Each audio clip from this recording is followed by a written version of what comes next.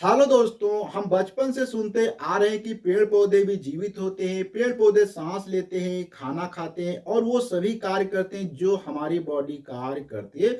बस हमारी बॉडी की तरीके से ये एक स्थान से दूसरे स्थान पे चलते नहीं हैं। लेकिन आपके दिमाग में एक क्वेश्चन आ रहा होगा कि जब पेड़ पौधे एक स्थान से दूसरे स्थान पे नहीं जाते तो ये कैसे अपना खाना बनाते होंगे, किस प्रकार से ये जो है अपने खाना के अलावा कैसे सांस लेते हैं, और भी बहुत सारे क्वेश्चन आप सभी के दिमाग में आ रहे होंगे।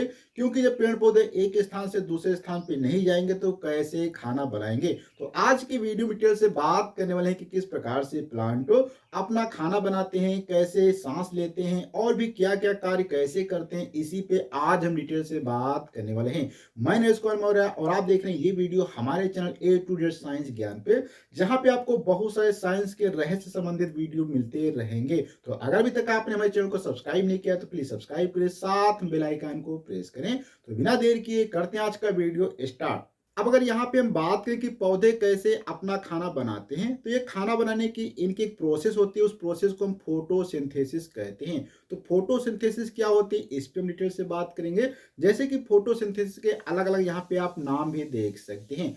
अगर यहाँ पे थोड़ी सी हम बात करते हैं कि फोटोसिंथेसिस जो है किस वर्ड से बना है, तो फोटोसिंथेसिस बेसिकली दो वर्ड से बना हुआ है। एक तो इसमें सबसे पहला वर्ड होता है फोटो।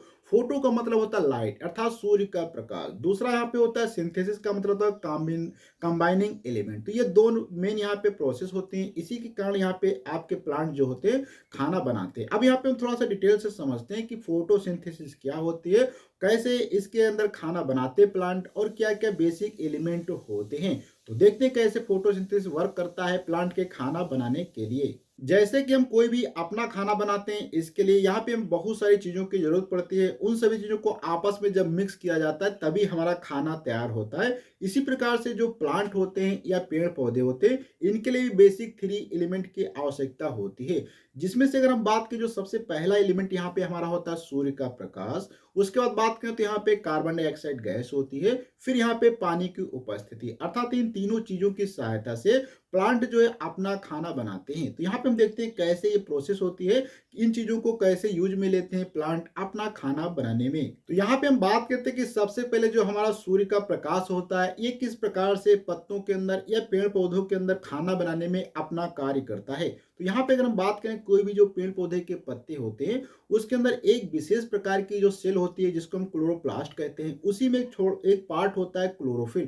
क्लोरोफिल के अंदर जो यहाँ पे प्रकाश गिरता है सूर्य का, तो ये खाना बनाने के यूज में आता है। और यदि यहाँ पे हम एक बात करें प्रॉपर्टी की, जो कि क्लोरोफिल की होती है, इसी के कारण हमारे जो भी पेड़ पौधे के पत्ते होते हैं वो सभी पत्ते हरे दिखाई देते हैं हमारे क्लोरोफिल के कारण। अगर आपसे कोई पूछता है पत्ते क्यों हरे दिखाई देते, तो आप आसानी से बता सकते हैं कि क्लोरोफिल के कारण ही हमारे पत्ते हरे दिखाई देते हैं।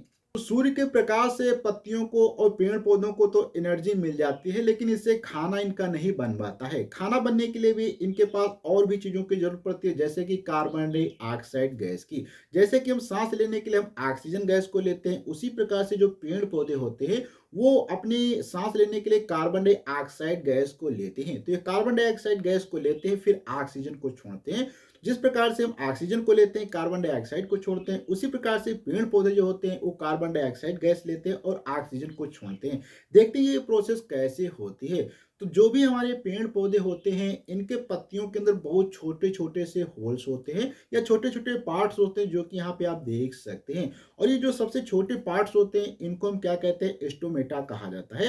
ये स्टोमेटा जो होता है, इसके अंदर जब सूर्य का प्रकाश गिरता है, अर्थात जो हमारी कार्बन डाइऑक्साइड गैस होती है जब इसके अंदर पास होती है, तो वो क्या करती है, ऑक्सीजन गैस में कन्वर्ट हो जाती है। जो कि यहाँ पे आप देख सकते हैं कार्बन डाइऑक्साइड गैस इसके अंदर जाएगी, उसके बाद यहाँ से ऑक्सीजन गैस क्या है, बाहर निकलती है। तो इस प्रकार से आप देख सकते हैं कि पेड़ पौधों का हमारे लिए कितना बड़ा इंपॉर्टेंस है। अगर पेड़ पौधे नहीं होंगे तो जो भी हम यहाँ पे कार्बन डाइऑक्साइड निकालते जाएंगे उसकी मात्रा बहुत ज्यादा बढ़ती जाएगी और कार्बन डाइऑक्साइड गैस ऑक्सीजन में कन्वर्ट नहीं होगी, जिस कारण से बहुत ही कम समय के अंदर हमारे वातावरण के अंदर जो भी ऑक्सीजन गैस है वो समाप्त हो जाएगी। इसीलिए कहा जाता है कि पेड़ पौधों को ज्यादा से ज्यादा लगाया जाए, जिससे जो हम यहाँ पे कार्बन डाइऑक्साइड को उत्सर्जित करते हैं उसी को पेड़ पौधे ऑक्सीजन के अंदर कन्वर्ट कर देते हैं। इसलिए पेड़ पौधे हमारे लिए बहुत ही ज़्यादा इंपॉर्टेंट होते हैं। तो यहाँ तक तो हमने समझ लिया कि सूर्य के प्रकाश से पेड़ पौधों को एनर्जी मिलती है। उसके बाद फिर वो कार्बन डाइऑक्साइड को जो होता है वो ऑक्सीजन के अंदर कन्वर्ट कर देते हैं। लेकिन यहाँ पे भी हम समझते हैं कि पानी की क्या आवश्यकता होती है पेड़ पौधों के लिए। अब यहाँ पे हम बात करते हैं जो लास्ट स्टेप होता है हमारे फोटोसिंथेसिस का, जहाँ पे वाटर की जरूरत पड़ती है। अगर हम बात करें वाटर की, तो जो पेड़ पौधे होते हैं इस पानी को अपने प्लांट क्या करते हैं, अपने जड़ों के या रूट की सहायता से अपने जो है अंदर अवशोषित करते हैं या पूरे पार्ट के अंदर पहुंचाते हैं।